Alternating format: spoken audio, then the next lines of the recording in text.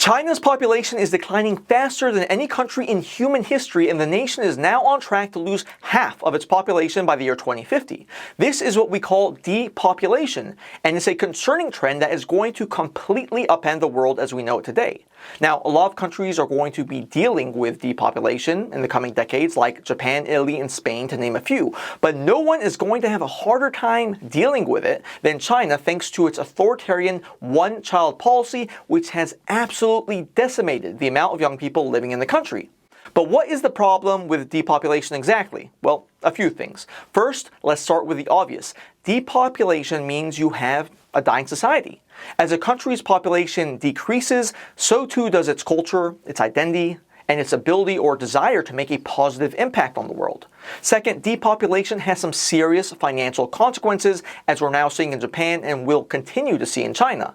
A country that's not producing children will suffer significant economic decline and a decrease to everyone's standard of living, since there won't be enough young people to work in companies, start new businesses, take risks, and come up with fresh new ideas to solve humanity's biggest problems. Third, a population that is not producing young people will be unable to take care of its elderly and society's most vulnerable. Young people are the ones who generate the economic activity and wealth to pay for all of the social services that provide for the elderly and those in need.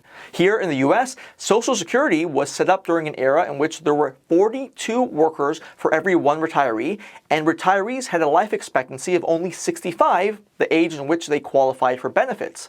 But today, there are just 3 workers for every one retiree, and average life expectancy for Americans will soon hit about 80 years old. Still, America has it way better than countries like China or Japan, where they're going to have retiree populations that dwarf their working age populations. You see, much like the childless, middle-aged, neurotic cat lady you run into at your local Whole Foods, a society that's not producing children is an unhappy, pessimistic, nihilistic, hellish place that offers no hope for the future. So the picture is pretty clear.